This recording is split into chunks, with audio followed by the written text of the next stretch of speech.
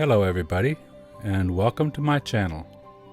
My name is Steve Matthews, and I can be found on YouTube under Teeth of the Lamb, all one word, or on Facebook under Steve Matthews. And today is September 6, 2021.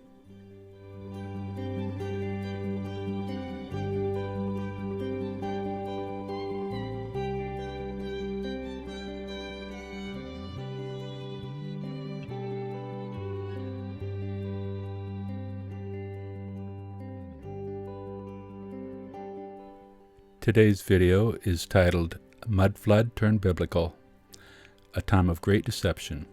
This is part 2, and if you'd like to watch part 1, just follow my thumbnail attached to this video to my YouTube channel, and there you'll find part 1.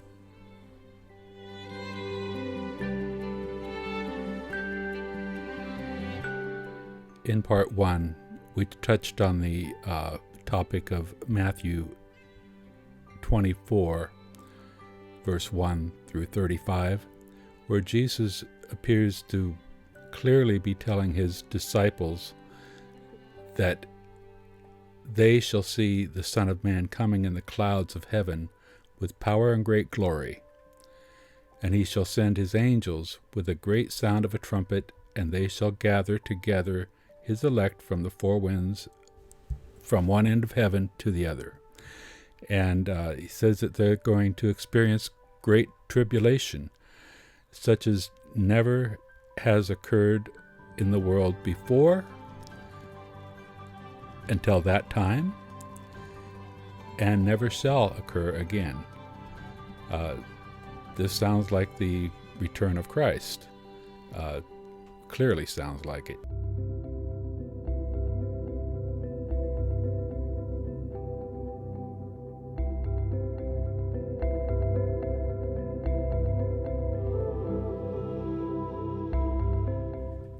How this video falls into the topic of mud flood is that I see mud flood as being more of a general topic, covering the historical anomalies and archaeological anomalies, and also population anomalies we find in the archaeological digs, that most of the structures, at least a huge part of them, are covered with tremendous amount of earth, and more than you'd find just from sediment, from dust and stuff.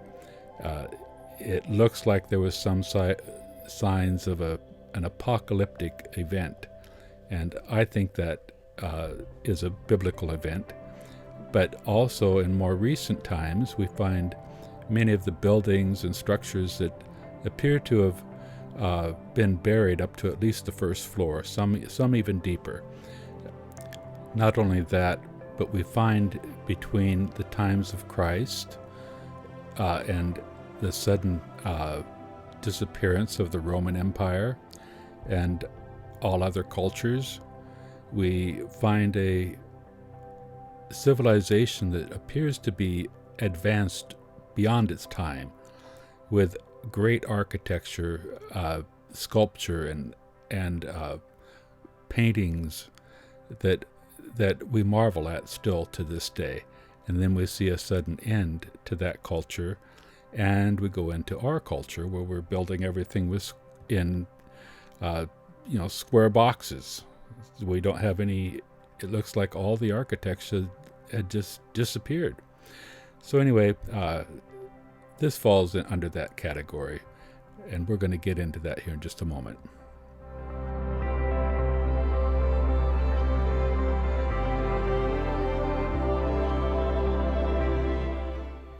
First, I'd like to say that what we're going to cover here may shock you right down to the core, and hopefully you don't find yourself ever learning and never coming to the knowledge of the truth, but in its simplicity, that you can move on with what I'm going to show you here.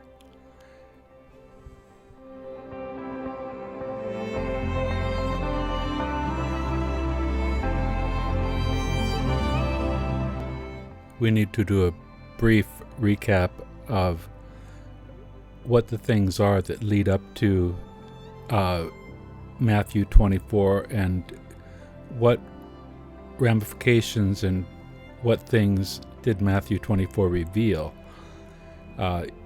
We start out with a introduction here.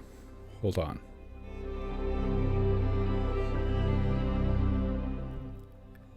Matthew 24 is nothing more than an answer that Jesus gave to his disciples who asked him a very clear question. And what that question was, tell us, when shall these things be, and what shall be the sign of thy coming and of the end of the world? And Jesus proceeds to answer that. But what leads them into asking that question, I'm going to cover now. We're going to fall back to Matthew 16:27, where Jesus is talking to his disciples, and he says, "For the Son of Man shall come in the glory of his Father with his angels, and then he shall reward every man according to his works. Verily I say unto you, there be some standing here which shall not taste of death, till they see the Son of Man coming in his kingdom." Well, that's profound. Now we'll jump forward to Matthew 23:35, where this is the 7 woes to the scribes and Pharisees.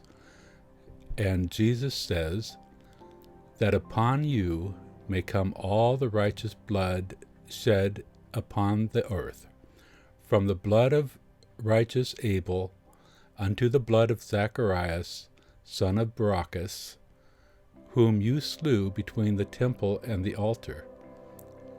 Verily I say unto you, all these things shall come upon this generation. Then we go to Matthew 24:2. And Jesus said unto them,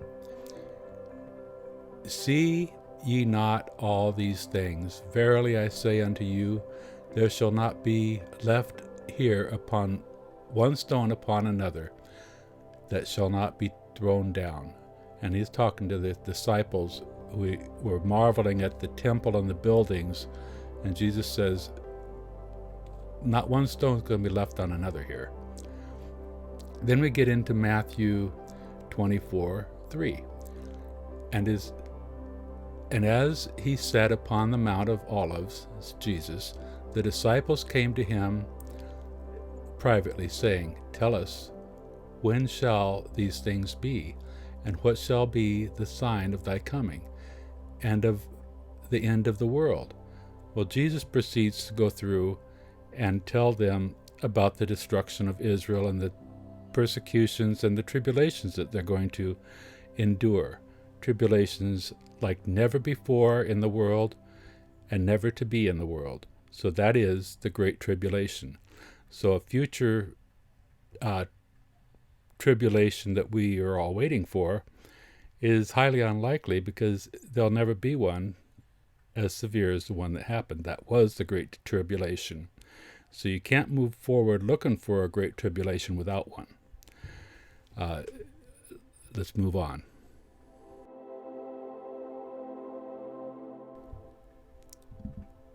After giving the disciples a rundown of the destruction of Israel and telling them that they're going to see these things and experience them, and giving them warnings of what to do, Jesus answers the rest of the question.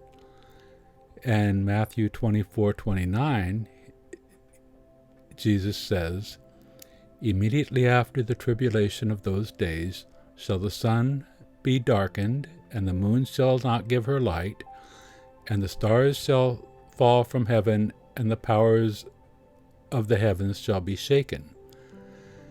And then shall appear the sign of the Son of Man in heaven, and then shall all the tribes of the earth mourn, and they shall see the Son of Man coming in the clouds of heaven with power and great glory. And he shall send his angels with a great sound of a trumpet, and they shall gather together his elect from the four winds, from one end of heaven to the other.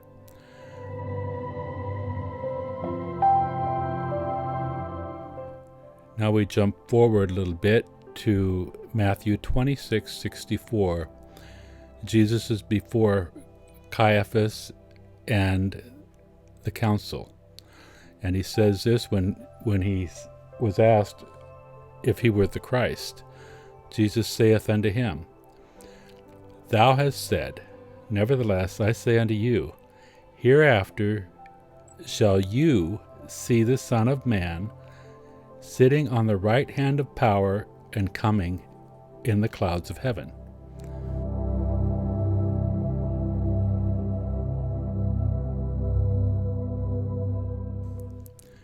These words were spoken by Jesus himself, and they were confirmed by three witnesses: Matthew, Mark, and Luke.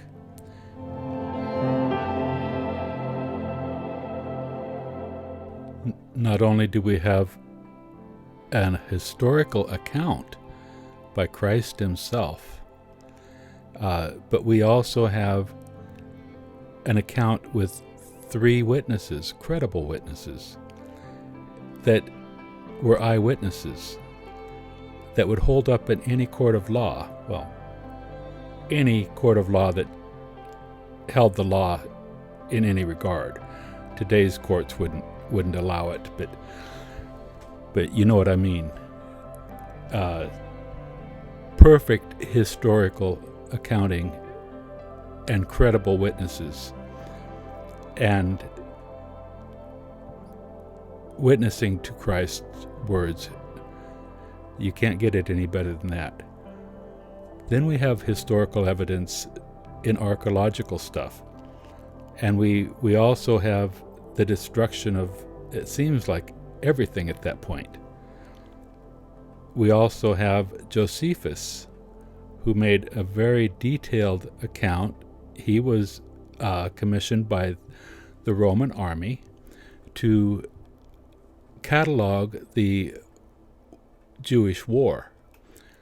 And there were a lot of signs that were given at that time, and he logged those.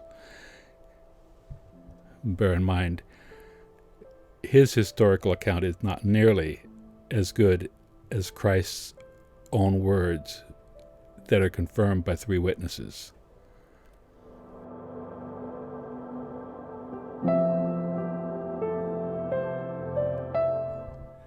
Below in the show notes, I'll include a link to The Destruction of Jerusalem by Dr. Chuck Baldwin on August 25th, 2019.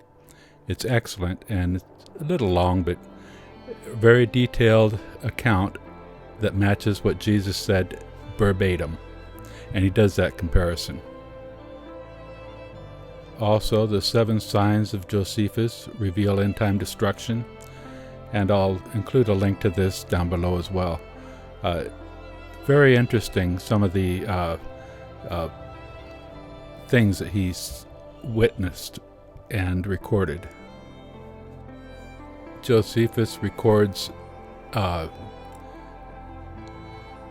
star resembling a sword stood over the city of Jerusalem, and a comet which continued for a year in AD 66. At 3 a.m. in the morning, a brilliant light shone around the holy altar and surround sanctuary of the temple. It seemed to be broad daylight, and this continued for a half an hour. He records a cow that had been brought by someone for sacrifice, gave birth just before it was to be killed to a lamb in the midst of the court of the temple. The eastern gate, made of solid brass, which was really massive, took about 20 men, could hardly move it, and it had deadbolts that sunk into solid rock, and the gate was observed at the 6th hour of the night, midnight. It opened on its own accord. There was a miraculous phenomena, passing belief, that people would think was a fable if it wasn't for eyewitnesses. For before sunset, all parts of the country of Judea, chariots were seen in the air, and armed battalions hurtling through the clouds and encompassing the city. Sounds a lot like what Jesus was describing. The priests during the festival of Pentecost, all 24 priests, were in the inner court of the temple, and they heard a commotion, a great noise, and after that, of a voice as of a host, an army, and then they left.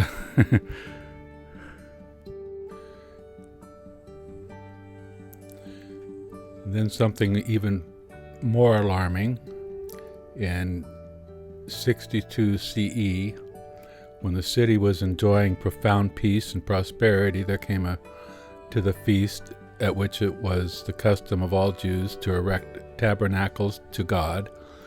One Joshua, his name's actually Jesus, or Yeshua, son of Ananias, a rude peasant who, standing in the temple, suddenly began to cry out, "A voice from the east, a voice from the west, a voice from the four winds, a voice against Jerusalem and the sanctuary, a voice against the bridegroom and the bride, a voice against all people."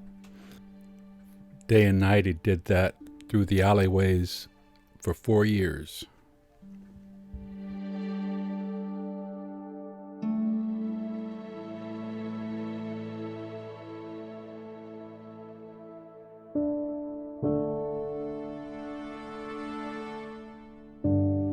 Was confirmation of some of these events by Tacitus, a historian.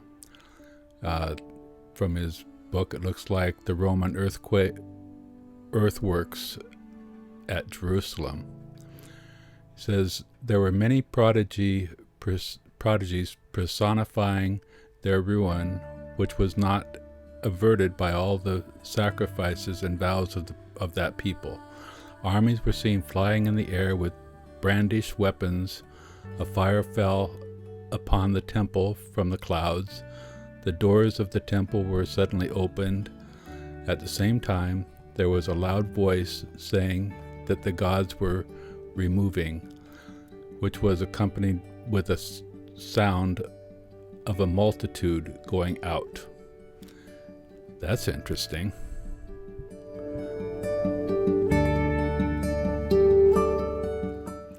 So we have an actual commissioned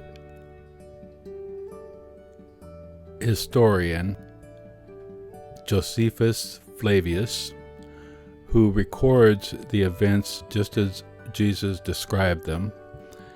And then we have confirmation by some eyewitnesses that confirm what he said, that matches what Jesus said, and 3 witnesses confirmed it, Matthew, Mark, and Luke.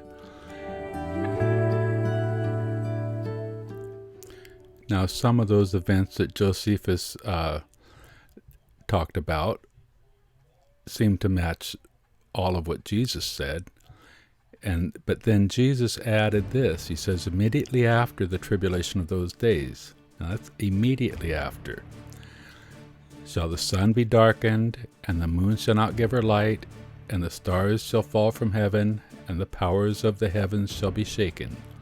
And then shall appear the sign of the Son of Man in heaven, and then shall all tribes of the earth mourn, and they shall see the Son of Man coming in the clouds of heaven with power and great glory.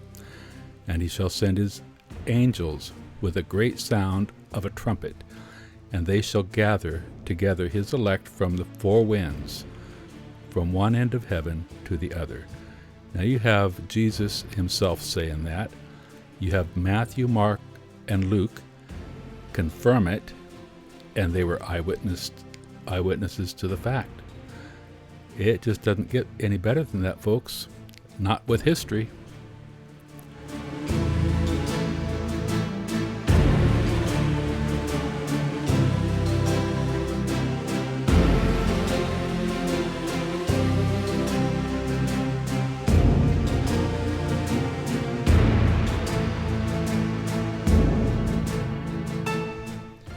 What has happened to us, people?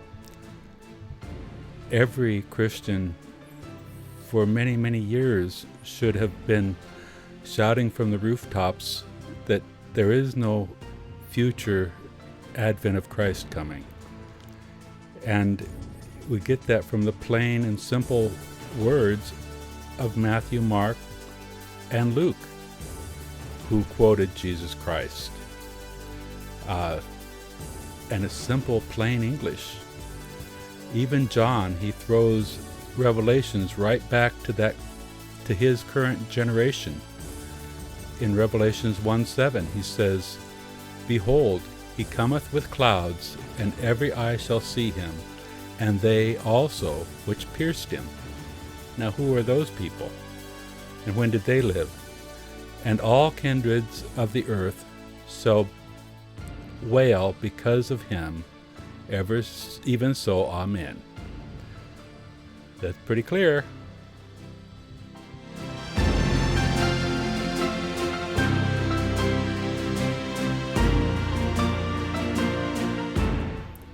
So what does it mean to us?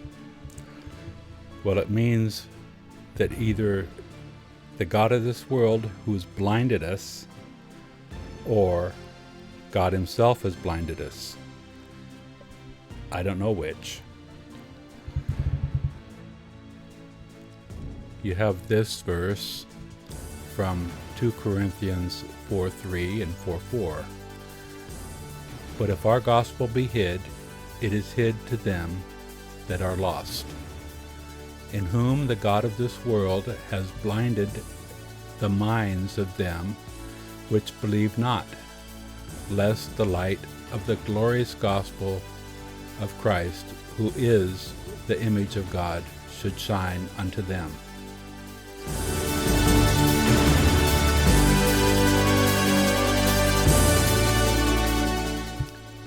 And if that wasn't bad enough, we have another possibility from God himself. And he said, "Go and tell this people, hear ye indeed, but understand not, and see ye indeed, but perceive not. Make the heart of this people fat, and make their ears heavy, and shut their eyes, lest they see with their eyes, and hear with their ears, and understand with their heart, and convert, and be healed." Then Jesus says, "Therefore speak I to them in parables, because they seeing see not, and hearing they hear not, neither do they understand." And Matthew 11:25, "At that time Jesus answered and said, I thank thee, O Father, Lord of heaven and earth, because thou hast hid these things from the wise and prudent, and hast revealed them unto babes."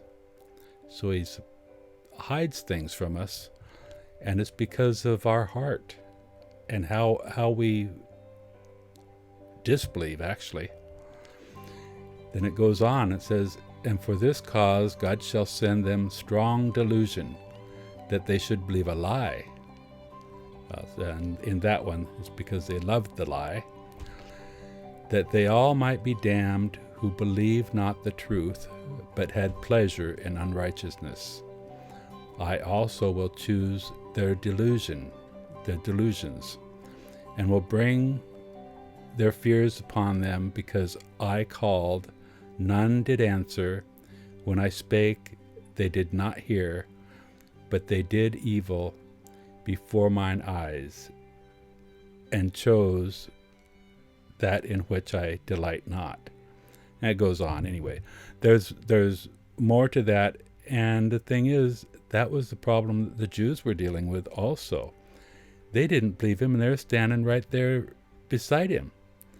Even Thomas didn't believe. I mean, not at first.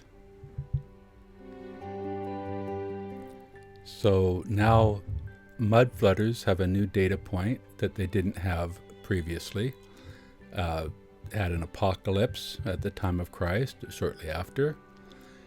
And you also have the millennial kingdom, which came. And obviously we would be in the little season at this point. At least that's what it appears based on the timeline, if you can even believe it. So what's changed in the Bible? Only our position in time. Everything else is the same. Don't let anybody tell you that it just turns Christianity upside down. It doesn't. Everything remains exactly the same as Jesus told us, and our duties the same. Our responsibilities are the same. We just are in a different position. And I think this would be the time when we would see Satan's going to be he's going to be sentenced. And for all of those that are still saying, oh, well, I don't know, I just don't want to get on board with that yet until I have proof. You don't get better proof. We've already gone over that. And if you're still floundering back and forth, I don't know if I want to accept that or not, then you might want to examine your own heart just to see where you stand, because it doesn't matter if you read Matthew, Mark, or Luke, they've all said it. So, and they quoted Jesus. And I'm not condemning anybody, of course, because I've held that same belief until about 2-3 weeks ago now. And I've studied it, every verse I could find, and it does say what we think it says. So here's the challenge. Now dig into your Bibles and find all the verses that all of us have thought that support a distant future second advent of Christ. I bet you won't find very many. And compare them to the simple words of Mark, Luke, John, and Christ that said that generation will see all those things. Oh, and you might as well add Josephus to that list too, because he said quite a bit. I find this a very humbling moment in my life,